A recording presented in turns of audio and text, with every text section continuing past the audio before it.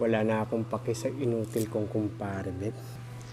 Hindi nga yan makatayo sa kinauupuan niya eh. Sigurado ako, pati ang kargada niyan, di rin tumatayo. Sinabi mo pa, babe. Buti na nga lang.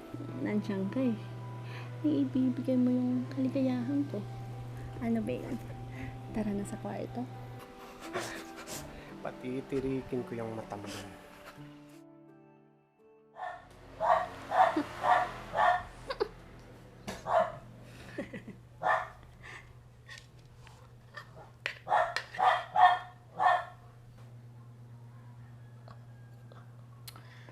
Ano ba yan, Teddy? Daig mo pa yung bata kung pakainin, Teddy. Oh, ayan! Pakainin mo yung sarili mo. Nakakabwisit. Pasensya ka na. Di ka naman kasi tumitingin. Ano ba yung pinagsasabi mo, ha? Hindi kita maintindihan kung bakit pa kasi na-aksidente ka dun sa barko eh. Tingnan mo yan tuloy. Baldado ka na't wala ka ng pakinabang dito. Hindi ko naman ginusto ito. Mahal. Alam mo, sana natuluyan ka na lang dun. Paano na tayo ngayon yan? Ikakaperanggot na pera lang yung dala-dala mo. Kulang na kulang pa pambili ng mga gamot mo. Patawarin mo ako, mahal. Anak, Andiyan ka na pala, anak. Ay, nagpunta po pala ako sa agency nila ni Papa. Sabi po nila, hindi na daw po nila obligasyon si Papa eh. Kasi nakuha mo na daw po yung perang offer nila. Bakit, nak? May magagawa pa ba ako kung hindi ko tatanggapin yung perang offer nila? Kung bakit pa kasi nangyari tong kamalasan to sa papa mo eh. Ma!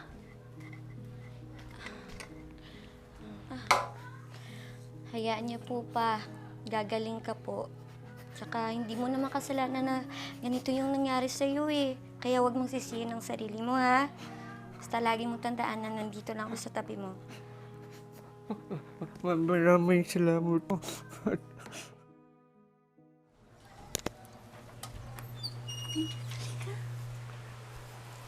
Dito na po tayo. Sarap mo talaga. Babe, huwag mo na lang pansinin yung kumpare mo ha. Hindi naman makakapagsumbong yun. Tingnan mo kayong sitwasyon niya. Hindi niya nga mahalagaan yung sarili niya. Wala na akong paki sa inutil kong kumpare, Beb. Hindi nga yan makatayo sa kinauupuan niya eh. Sigurado ako, pati ang kargada niyan, di rin tumatayo. Sinabi mo pa, babe. Buti na nga lang. Nandiyan ka eh. Ibibigay mo yung kaligayahan ko. Ano ba yun? Tara na sa kwarto. Pati tirikin ko yung mata mo.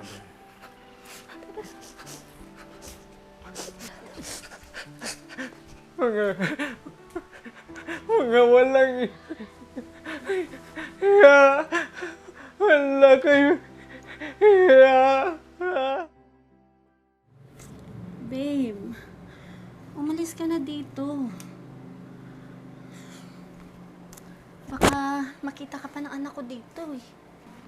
Ihuhulog ko na lang yung allowance mo bukas sa account mo ha. Sige, babe. Pero siya nga pala, akin na lang tong panty mo. May pagbibigyan lang ako. Napakapilyo mo talaga, babe.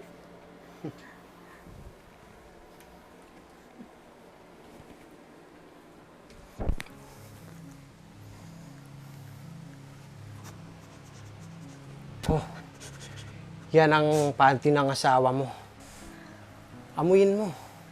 Nang malaman mo kung gaano kasarap ang misis mo. Babe, sige na, umalis ka na. Tandaan niyo, magbabayad kayo sa lahat ng mga kasalanan nyo. Siya nga pala pare, bukas, panoorin mo ulit kami ng asawa mo. Diyan ka na.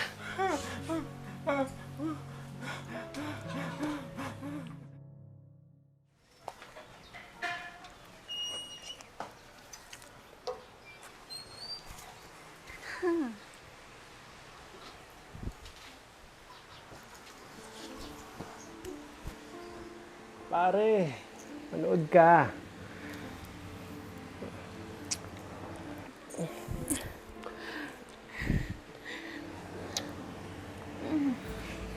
Nang makita ng dalawang mata mo kung paano ka namin niloloko ng misis mo.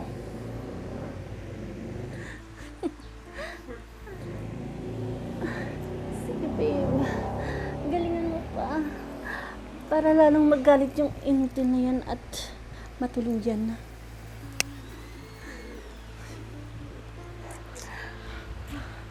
Walang hiya kayo.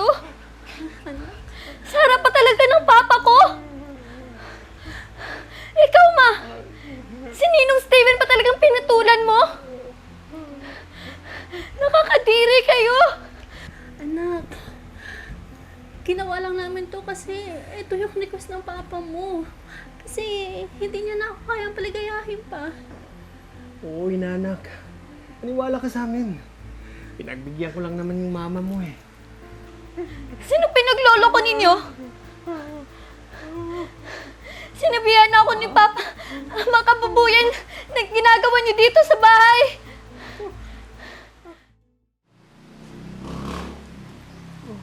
Pa, babalik lang ako may bibilan lang ako. Anak, mama. Mama, bakit po? Ninong mo. Ninong? Bakit? May relasyon si Mama at Ninong?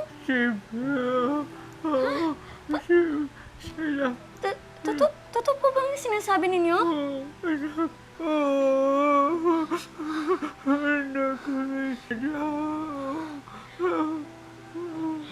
Hayop sila.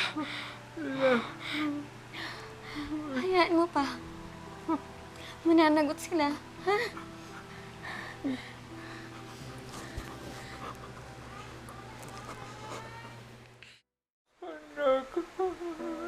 Alam mo, Ma, kahit hindi ko naiintindihan yung mga sinasabi ni Papa, nararamdaman ko yung sakit niya at pinagdadaanan niya. Di mo malang ba naisip yung sakripisyo ni Papa sa barko para mabigyan niya tayo ng magandang buhay?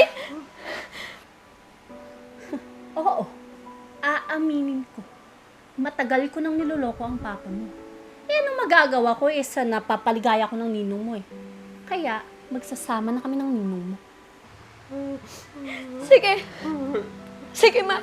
Kung yan ka sasaya, umalis ka na dito ngayon. Dahil hindi namin kailangan ng ina sa pamamahay na to. Oo, talagang aalis kami. Tsaka, magsama kayo ng ama mong baldado. Tara na nga, babe.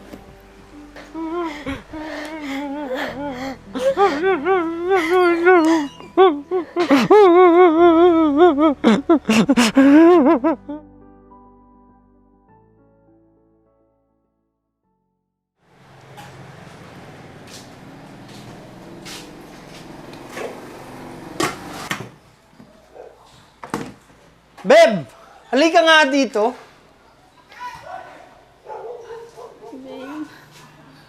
Nakapagluto ka na ba? Kasi nagugutom na ako eh. Babe, wala na kasi ako may luto eh. Ubus na din yung pera ko. Siguro, babe, kailangan mo na maghanap ng trabaho. Dinidiktahan mo ba ako? Ha? Gusto mong dagdagan ko yung mga pasamo? Alam mo, sawang-sawa na ako sa'yo. Layas! Lumayas ka na! Lumayas ka!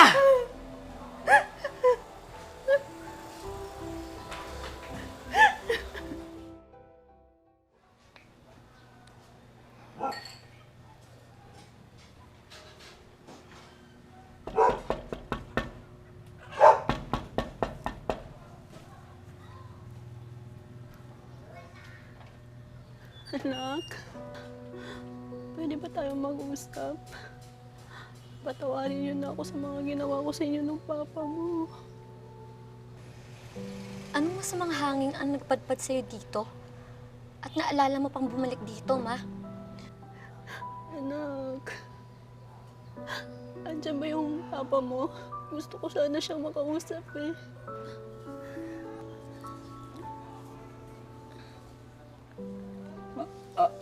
Ano ang ginagawa mo dito? Mahal, patawarin mo na ako sa mga kasalanan ginawa ko sa'yo. Pinagsisisihan ko na lahat, mahal. Ang kapal din ng mga pagmumukha mo, no? Bakit? Sinisingil ka na ba ng mga kasalanan mo? Ha? Hindi ko kailangan ang isang asawang katulad mo. Hindi namin kailangan ang isang ina. Ngayon, lumayas ka. Kahit kailan, hindi ka namin kailangan sa pamamahay na to. Lumayas ka! Layas!